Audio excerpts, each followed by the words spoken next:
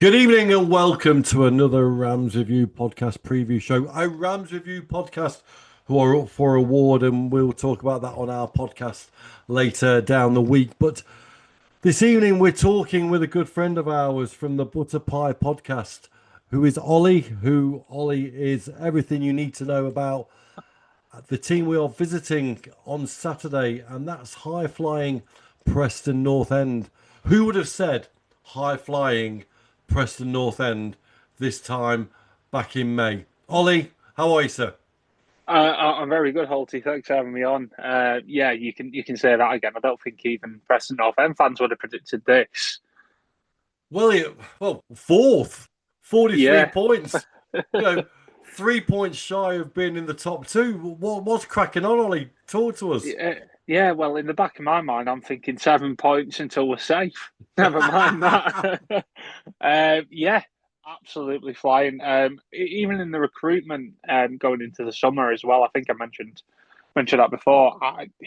It didn't stand out to me. It felt very safe compared to what North End did do. We didn't really branch out to foreign markets like we have done with, Frockyar, Ford Arsenal, or Osmaic. We stuck very based to, players with EFL experience, maybe players that didn't, get as good loan moves out previously, but we've picked them up in terms of Jebison, Devine, and Dobbin, and we've made them, really, really good, strong players in terms of, being players that could probably play in the playoffs anyway. And at Preston, that's probably why we are where we are. But normally, North End tail off at the end of every season. We saw that um, many years in advance where North End are here and amongst the playoffs. We always seem to be there and about it, and then just fade away for the last 2 months. And last season, obviously, petered off where we had one win in 15, and really decided to get the shoes and slippers on for the remainder of the season. And then luckily, we ended up scabbing our way to to safety, which was the hardest watch of all time as a North End fan. I was hiding behind cushions watching that Bristol City game. But yeah, here we are, high flying, and hopefully, as you mentioned, we've had a couple of outgoings this window. Hopefully, we can bring in a couple more to maybe, just maybe, make it into the playoffs again. Well, it's staggering just looking at the current season so far. Only five defeats from a team who couldn't scratch a draw between Mm. February and May, and now a loss in your vocab is hard to come by. Has there been a major shift in style, application, formation? Where's this Heckingbottom revival come from? I wouldn't say there's a certain change in style or formation. I think realistically, what we've done it is we've brought players to fit Heckingbottom's style, his system. We brought in players that, notoriously um, didn't do well at other clubs, as I've mentioned, but they're here to show themselves. They're young, they're hungry, they're fast, and it allows especially in terms of the wing backs. We didn't really have any pace going into the summer, but we brought in Paul Valentin, who's and Thierry Small, who's as my favourite quote, like cats on a hot tin roof. So they are absolutely flying, and it really helps out. We've got Jebison, who's it's one of those where he's a really, really confident player, where he can go on a run and score 5 and 4, but then not scoring in five, and that's probably why he's playing for Preston North End Football Club. But we've got Lewis Dobbin. Obviously, Derby fans will probably know.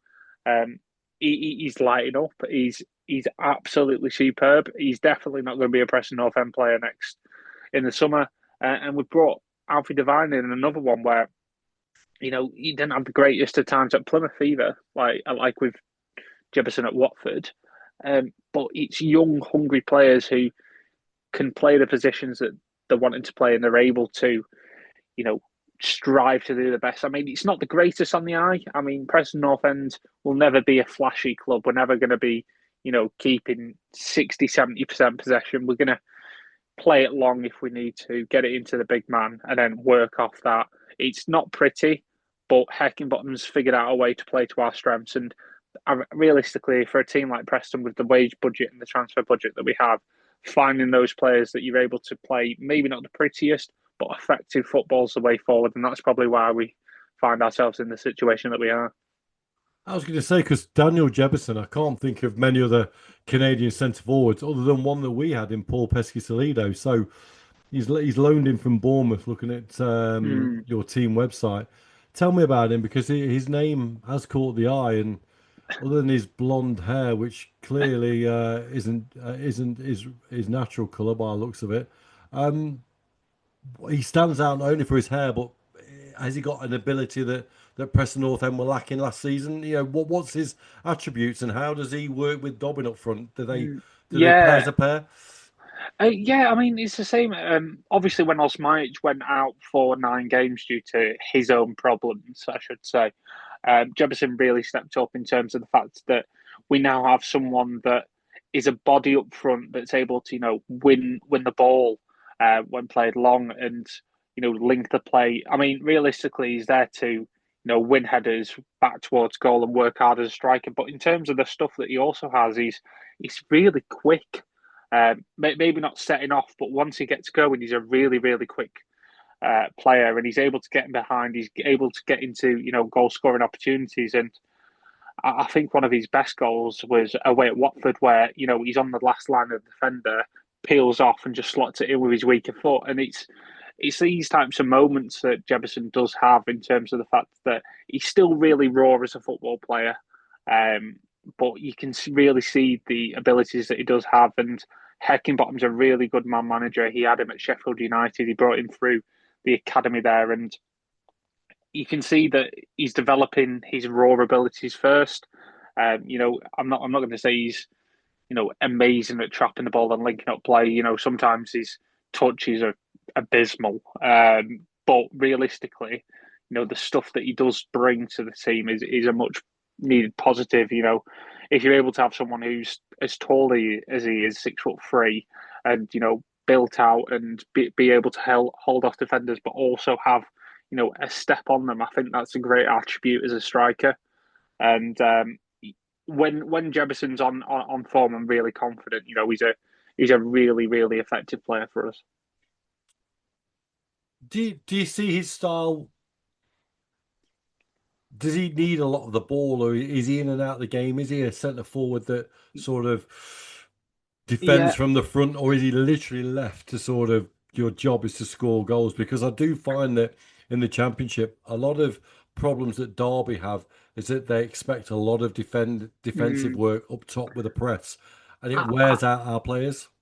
it mixes in terms of the fact that he's probably also left to his own devices. But when obviously quote unquote smell blood with the back line of obviously defenders and they are able to press, I think that's when we're most effective. Preston and I win the ball up with Dobbin, Devine, and Jebison. So he is probably left to his own devices up top.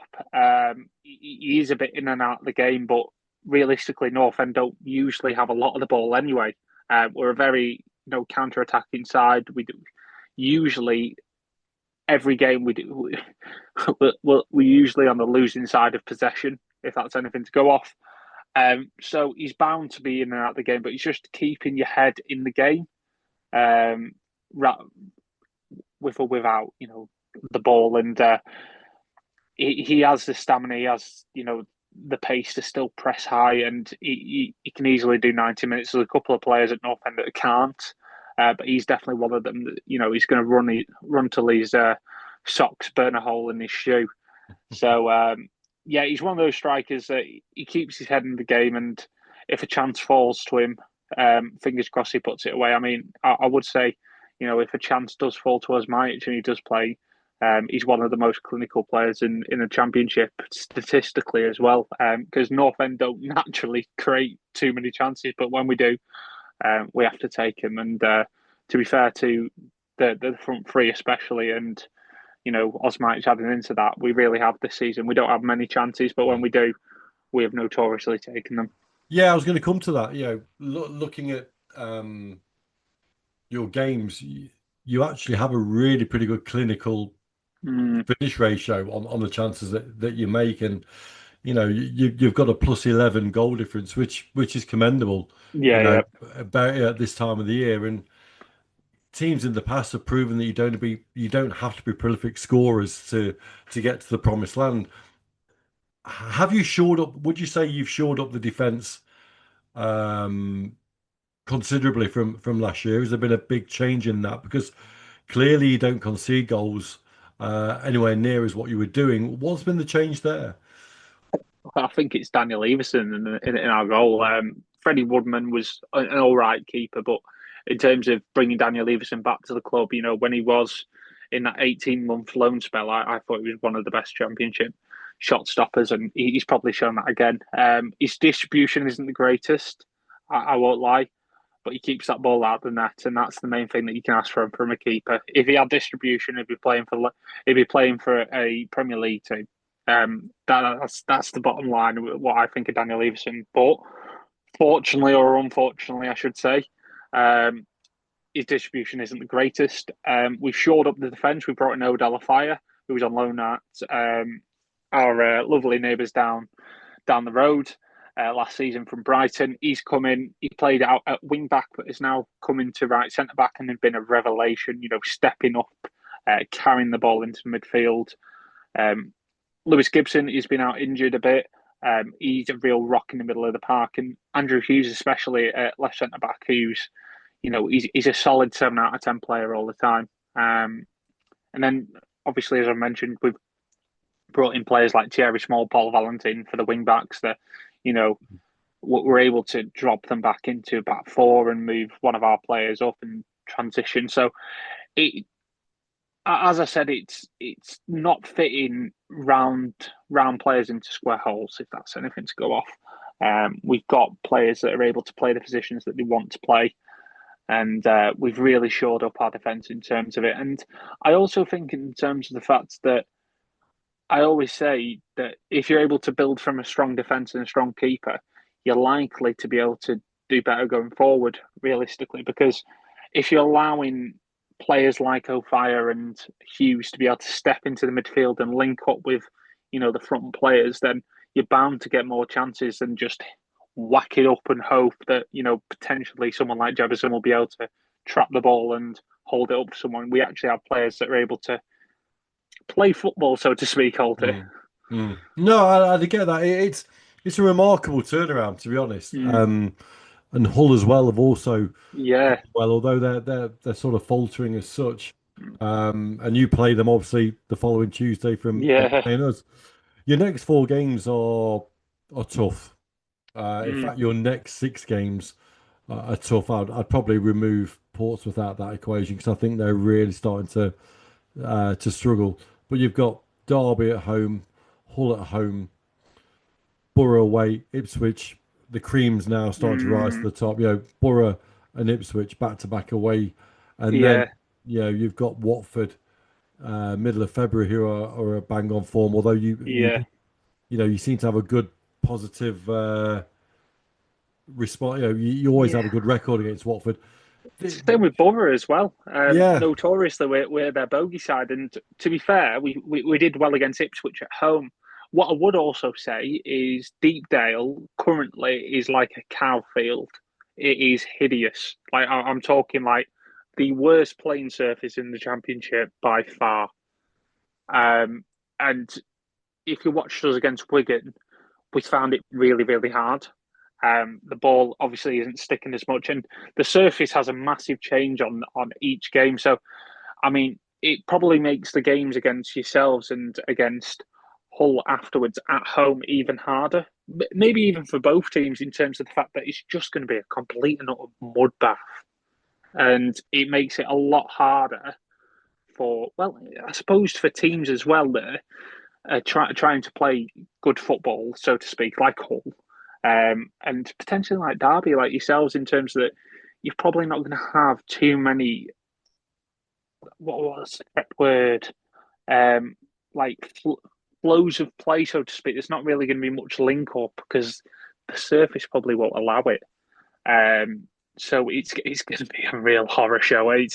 That's what I mean. It's going to be really tricky to be able to get your snazzy players, I would say, on the ball trying to do stuff because those, cute little flicks, those, trying to carry the ball 40, 50 yards probably won't happen. So it's a completely different style of play that North End are having to do, that other teams are having to do. And it's going to be really tough for everyone coming to Deepdale because I'm not too sure if it's going to get fixed.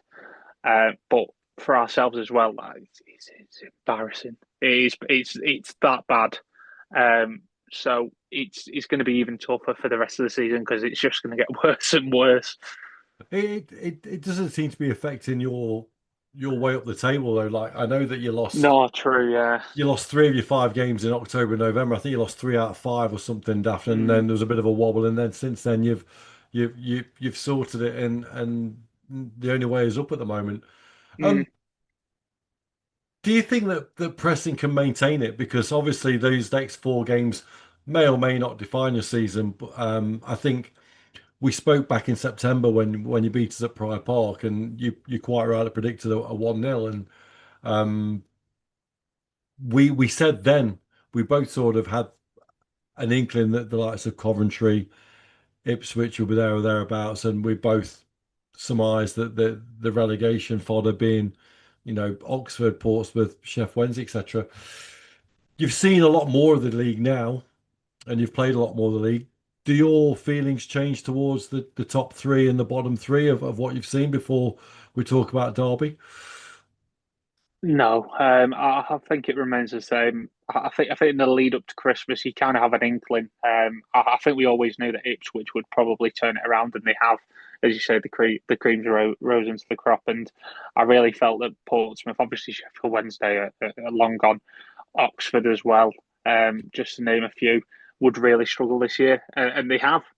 Um, I think in terms of North End's chances to try and force their way into the playoffs and try to make ourselves a part of the three, all depends on one man. Um, Obviously now back at Everton. It, I mean, when I spoke to you in before the Derby game, obviously he's only played a couple of games, and I thought, this kid's got something about him. Probably one of our best loan players that we've had in so long, and then obviously he's gone back to Everton due to their midfield struggles. It just depends whether or not they're allowing him back out at the end of the window. Um, yeah, for me, that's make or break our season. Um, it gives us a chance.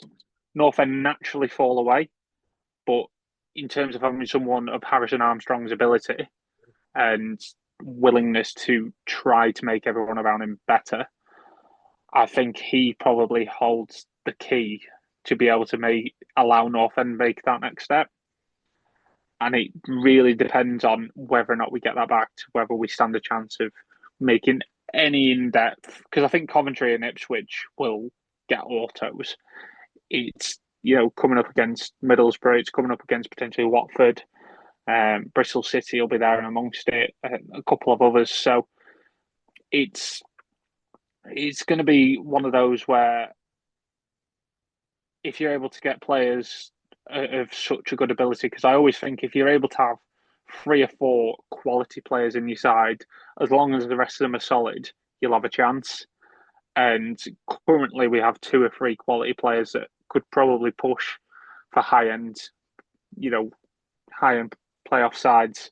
And if you're able to get someone like Harrison Armstrong back, then who knows? So, but for me, in a long answer to this question, I still think Borough will probably make it alongside Coventry and Ipswich. I've had to put my money where my mouth is. Yeah, it's interesting because obviously Hollywood FC are currently on a run. Yeah, they're absolutely Um, flying.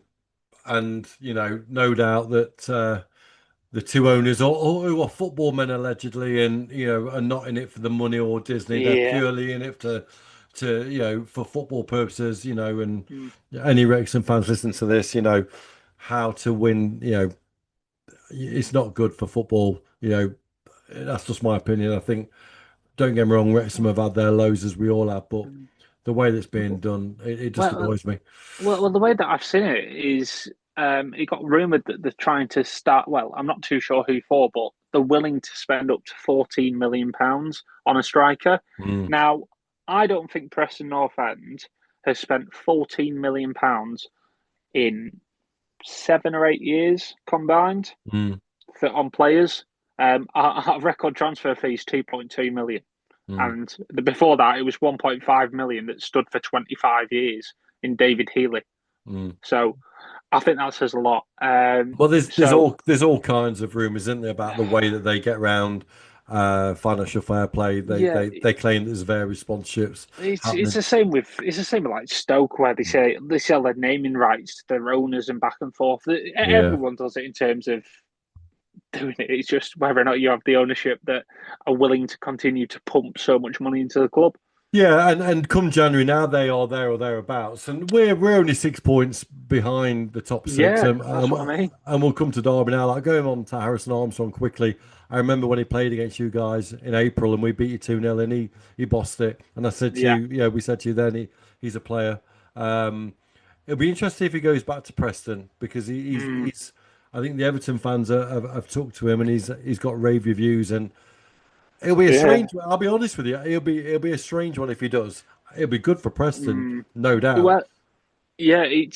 I've seen an Everton journalist actually, who first obviously mentioned that he was coming on loan to us, who said it's more than likely that he does return, um, dependent on Dewsbury Hall getting back fit, no more injuries at Everton, and see if they're able to get someone else in. So I think as North End fans, we're probably more interested in Everton's transfer window than Preston North End's transfer window. Well, it seems to be outgoings at the moment with Keane and I Yeah, think your midfielder, Bodarson, but yeah. Arson's gone. Talk to me about Derby. We've become obviously the most mid-table of all mid-tables. I think it's won nine, drew eight, lost nine, goal difference of naught. It's bonkers. At one stage, it was 8-8 and naught, and Mm, we're split, we're divided at the moment. We've got Derby fans who are saying, and I'm one of them. We can push to the top six, and it's all about finding a way to win again and getting our top guns back out on the pitch. Have you been disappointed with the way Derby have sort of fell away because we we sort of teased ourselves with the top six with them 5 wins on the trot, and obviously you beat us at Pride Park. What did you think of Derby then?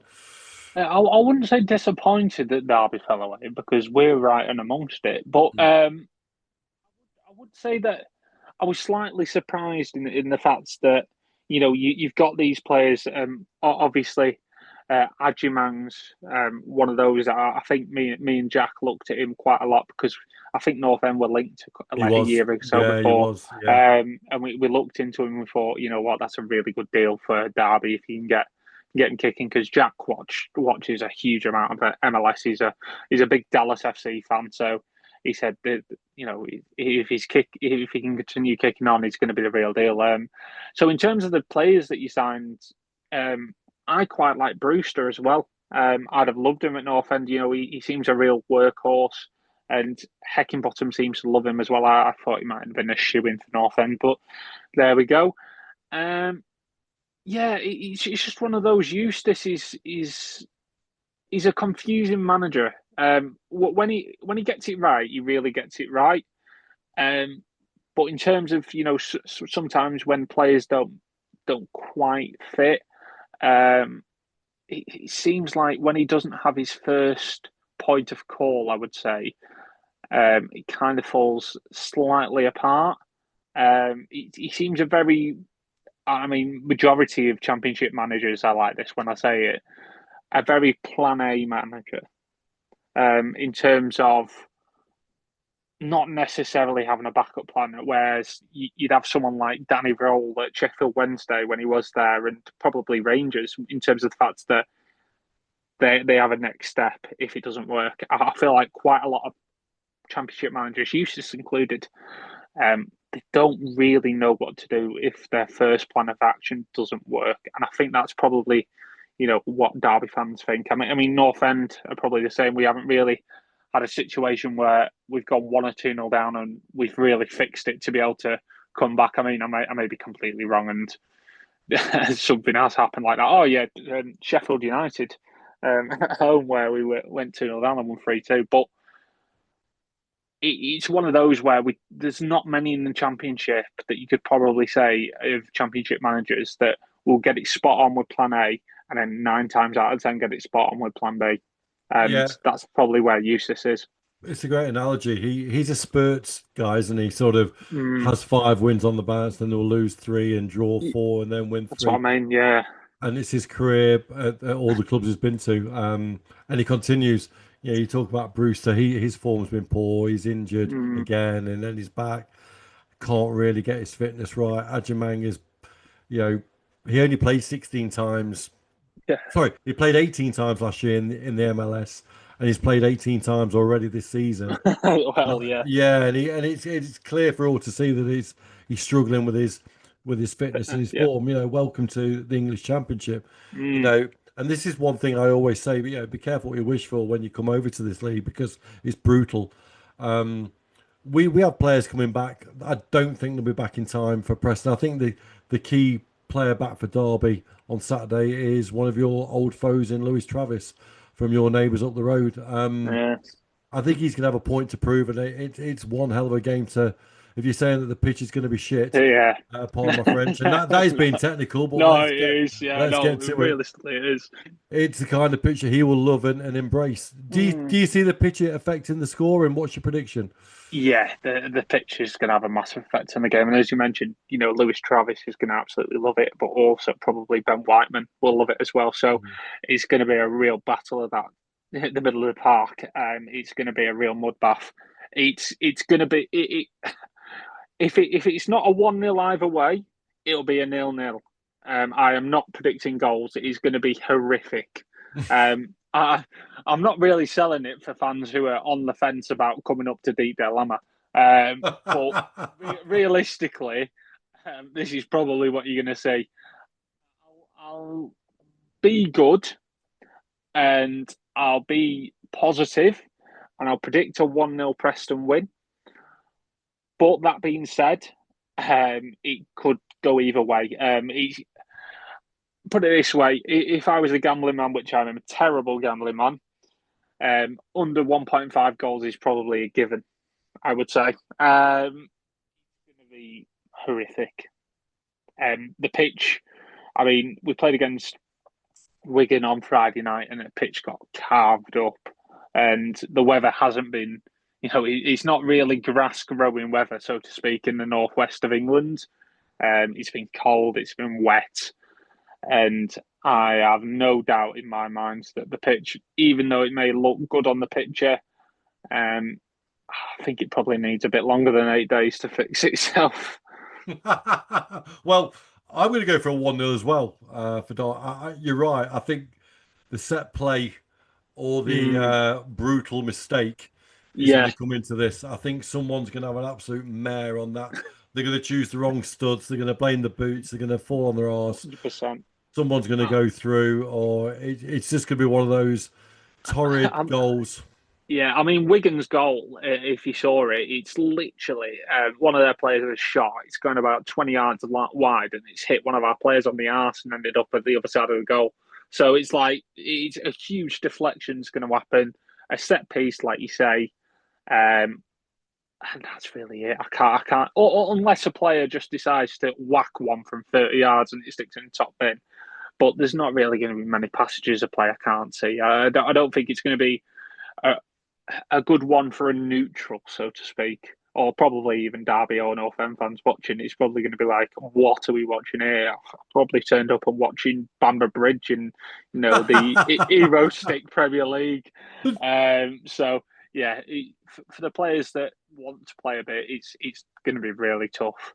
It's going to be a real grudge match, and it's the pitch will probably just get carved up, and I just can't see it being pretty to watch. So 1-0 either way, or a 0-0. Just 2 more questions, I mean, I'll leave you Mm-hmm. to evening. Do you see Derby and Preston staying where they are this season? Do you think Preston have got the ability to challenge for the playoffs? Or do you think it's 1 year too early? And do you see Derby coming out of mid-table obscurity and getting into the dizzy heights of the top 10? I'll be nice to us both. Well, I say nice to us both. I don't think North End will make the playoffs. That's me being pessimistic. But I never thought North End would be anywhere near where we are. I predicted us to finish. I think it was 20th this season. So I think that's anything to say. If I had to go with my gut feeling and my heart, I would probably go that North End will probably finish 10th or 11th. And Derby will probably be in the same area, 11th or 12th. We can go back to our nice warm home in the Championship mid-table. We've last season, we finished 21st. We were sorely missed by 12th place. And I think it's just the gravitational pull of Preston, North End in the Championship that we just love our nice little home at 12th to 16th place. And I'm sure with no doubt about it that for the rest of the season, we'll slowly but surely pull ourselves down into our nice warm home, safe in the Championship. Because I'm still counting down. We're 7 points off safety. So once we get that, I'm happy. Just go and do what we can, because for me, Heckingbottom's come in. He's got a massive job on his hands. It's not a 1 year project, 2 year. It's probably a 4 or 5 year project. In the fact that we've got players, we've got like Thierry Small. Hopefully, we're able to get Alfie Devine on a permanent. I know we got a buy option, but to get these players in, to sell them, to reinvest. You saw it with Coventry. That's how they did. They did well with Gyökeres. They did well with Heyman. That's where they are. They're able to reinvest, get better players, and then go on again. So it's one of those. If any clubs around there are wanting a attacking fullback for 15 million, I'll pass you Peter's number. We'll have a discussion and we can reinvest the money and hopefully spend more than £2.2 million on a player. And then, it is what it is. It'd be nice to be in the playoffs, but I think it's probably three or four probably seasons due to. And it's the way to do it. Invest, regenerate, invest, regenerate, and that's the way to do it. And Derby will be the same. Just finally, for away fans coming to Preston for the first time this weekend, can you guide them to a great place to get a nice bit of food and a nice? What is the away team pub of choice?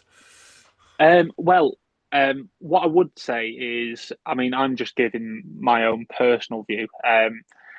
If any Derby fans are listening, P&E Police, one of the best police officers in the country for football in terms, he shares, the designated pubs on his Twitter. He'll be able to guide you. But if you're coming by train, it's about a 30-minute walk or a 45-minute stumble to the ground. So I would personally say Northern Way is good on Friargate. Obviously, you've got the Two Spoons in the middle of the town. If you're wanting, to grab a bit of food, Fishergate's obviously your best area. Obviously, Spud Bros will be at the stadium. The TikTok sensations, Spud Bros here, I would say, our sponsorship. So they'll be at the ground, and then there's not many pubs around the ground. So I'll be honest, you will be within the town centre, and then obviously a 25-30-minute walk to the stadium. The away stand's probably one of the best away stands in the country. I think you get the full stand to yourself. Yeah, it's a good view, isn't it? It's a good view, to be fair, and it's won many plaudits. So, what I would say is make sure if you're going, give yourself a chance to try a butter pie, a Preston delicacy, cholesterol in a pie, butter, potato, onion, and not an awful lot less. Whack some gravy and brown sauce on it, and let us know what you think. Well, that brings us to a rather amazing link to the end of the podcast. Because I was going to say to you, the Butter Pie podcast obviously is your go-to. It is. Where can people find you also on socials? Yeah, so at the Butter Pie Pod on Twitter or X and on Instagram. And then obviously the Butter Pie Podcast on all good reputable streaming sites. Well, Ollie, all the best for Saturday, as you know. I hope you continue your form. I'm just so pleased to see an official member, an original member of the Football League doing so well and not being bought out by Yes. Hollywood hierarchy as such, and you're doing it the right way. And all the best. So, Ollie, Yeah. all the best, mate. Appreciate it. Yeah. All the best for the rest of the season besides Saturday. Yeah, absolutely. And on that note, we'll say that's the Rams Review podcast preview show with Ollie from the Butter Pie podcast, representing good old Preston North End. And it's just left for me to say, come on, you Rams.